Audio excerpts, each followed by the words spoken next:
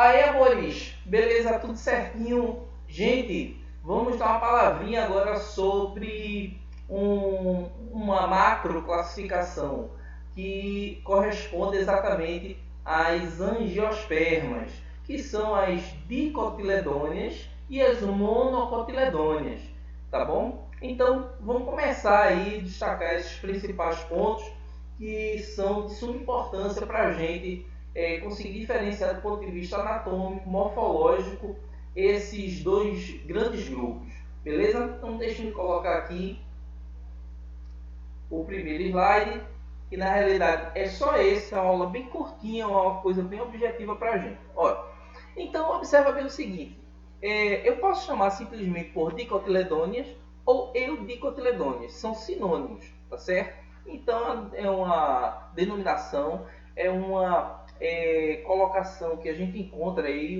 uma nova nomenclatura que nós encontramos para esse grupo, beleza? Então, se eu falar dicotiledôneas, tá tranquilo. E se eu falar eudicotiledôneas, vocês já sabem que é uma nova denominação, tranquilo? Beleza? Vamos lá. Aqui você vai encontrar as chamadas monocotiledôneas. Cabeça, isso está relacionado a quê? São as folhas embrionárias, que são chamadas simplesmente de cotilédones. Nas eudicotiledôneas, nós vamos encontrar 2 cotilédones. E nas monocotiledôneas, nós vamos encontrar só um cotilédone, como a própria denominação ela explicita aí para a gente, tá certo? Agora, fica uma dica importante para vocês, vê só. Aqui, nesse caso, nessa aula, eu estou abordando só aspectos estruturais, morfológicos e aspectos anatômicos, tá certo? Beleza? Quem manda na realidade no que se diz respeito à identidade, à identificação desses organismos é a genética, beleza? É a biologia molecular que vai determinar esse grau de proximidade. Vou te dar um exemplo. Imagine o seguinte, você tem aí as chamadas espécies crípticas.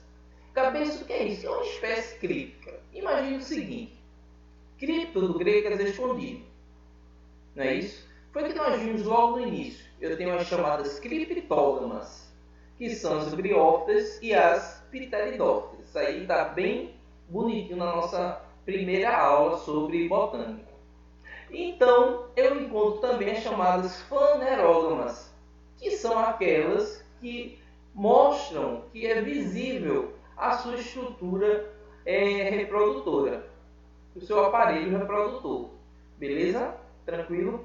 Então, espécies crípticas são aquelas espécies que, apesar de serem muito parecidas, apesar de serem idênticas no que se diz respeito ao seu ponto de vista anatômico, morfológico, né? Quando você olha, eita, essa espécie aqui é igualzinha a essa, né? Porém, o que determina exatamente o grau de proximidade filogenético é exatamente a biologia molecular, é a análise molecular desses organismos, beleza? Então, é importante que vocês tenham isso em mente, porque aqui a gente está analisando de forma superficial, não é? Porém, o que vai determinar esse grau de proximidade é a genética. Tranquilo? Então vamos lá, deixa eu colocar aqui o piloto para vocês observarem aqui comigo, tá certo? Então olha lá, eu tenho esses dois grupos, as eudicotiledôneas e as monocotiledôneas, onde essas duas características estão relacionadas exatamente a essas folhas embrionárias, tá? Onde essas folhas embrionárias elas são chamadas simplesmente por cotilédone. Quem tem 2 cotilédones, dicotiledônia ou eudicotiledônia. Quem tem só um cotilédone, eu posso chamar simplesmente por monocotiledônia. Tranquilo? Então, vamos ver uma estrutura e vamos comparar com a outra, tá? Então, aqui eu tenho uma dicotiledônia, tá certo? Que está sendo representada pela magnólia. E aqui eu tenho uma monocotiledônia que está sendo representada pelo milho. Nas monocotiledôneas, nós vamos encontrar uma folha chamada paralelinérvia, ou seja, as suas nervuras estão em paralelo, tá certo? Como vocês podem ver aqui, ó, na foto que eu coloquei para vocês. Enquanto nas dicotiledôneas ou eudicotiledôneas, vocês vão encontrar as folhas chamadas peninérvias, em forma de pena, ó, com as suas nervuras laterais, não é isso? E uma nervura central aqui, como a gente viu em folha na nossa aula, beleza? Aqui também eu vou encontrar folhas digitinérvias nas dicotiledôneas. Tranquilo? Então, no que se diz respeito à folha, basicamente você tem esse tipo de perspectiva, tá certo? Vamos ver outro aspecto interessante. Ó, aqui eu tenho o caule nas eudicotiledôneas e aqui nós temos o caule nas monocotiledôneas. Amores, preste bem atenção. Quando você fala sobre o caule de uma dicotiledônea, eu tenho um xilema central, isso aí a gente viu em estudo do caule, tá certo? Eu tenho um xilema central e o que é que acontece com o floema? Ele está mais periférico, beleza? Ele está mais periférico. Então, lembra que eu até havia comentado para vocês sobre o anelamento de Malpighi? Que é quando a gente retira uma parte da casca em forma de anel, né, do tronco, e com isso o que é que acontece? Eu consigo retirar parte do floema. Então eu vou terminar com aquela condição de conexão do floema, isso impedindo a absorção de nutrientes a partir da raiz. A raiz ela não vai captar esses nutrientes, as células da raiz, ela não vai captar aqueles nutrientes oriundos do processo fotossintético, ou seja, a planta ela morre a partir da raiz. Tranquilo? Beleza? Porém, quando você fala nas monocotiledôneas, eu não tenho esse padrão aqui. É bem diferente. Aqui o que foi que eu disse? O xilema ele é central e você encontra o floema mais periférico. Enquanto aqui, ó, nas monocotiledôneas, eu encontro esse xilema e esse floema, eles são dispersos de forma aleatória. Você não tem um padrão de distribuição. Eles estão dispostos de forma aleatória. Beleza? Tranquilo? Vê outro detalhe aqui, ó. Quando eu falo nas eudicotiledôneas, eu encontro flores tetrâmeras ou pentâmeras. Beleza? A grande maioria ela pode ser tetrâmera, ou seja, essas flores elas vão apresentar 4 pétalas, como vocês podem ver aqui, ou essa aqui ó, do lado, que é pentâmera, vai apresentar 5. Pent quer dizer 5, ó. 1, 2, 3, 4, 5, 5 pétalas.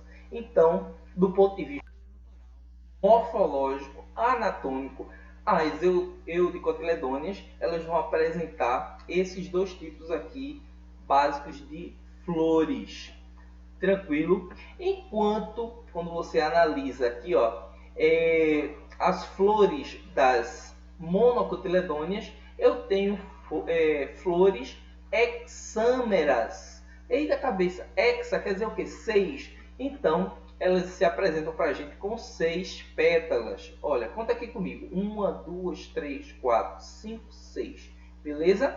Então, falei em flor, no caso das eudicotiledôneas, no caso das dicotiledôneas, são tetrâmeras ou pentâmeras. E quando nós falamos sobre as monocotiledôneas, as flores, elas são hexâmeras. E para a gente fechar a nossa aulinha, nós temos aí mais uma característica, tá certo? Que é em relação à raiz.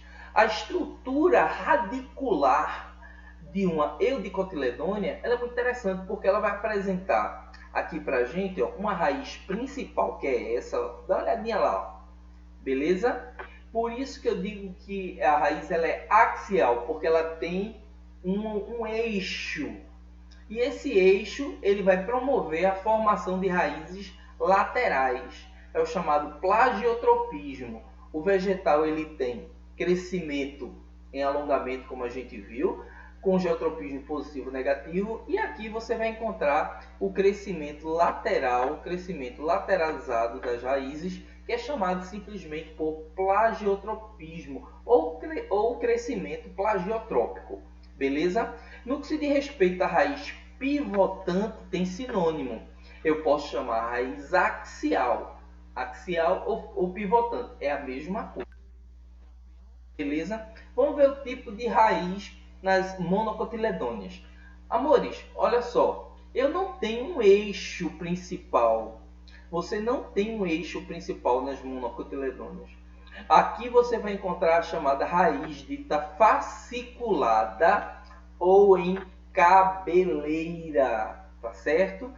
Fasciculada ou em cabeleira nas monocotiledôneas. Nas eudicotiledôneas ou dicotiledôneas, axial ou pivotante. Beleza? Então, isso aí é mais uma aulinha da do nosso conteúdo programático no que se diz respeito à botânica. É importante que vocês tenham em mente essas diferenciações no que se diz respeito a esse grupo, né? No caso, as angiospermas, que é uma macrodivisão, não é isso? Então, a gente fica por aqui. Próxima aula é sobre xilema e floema, beleza? Aspectos gerais e as funções dessas duas estruturas de condução de seiva, beleza?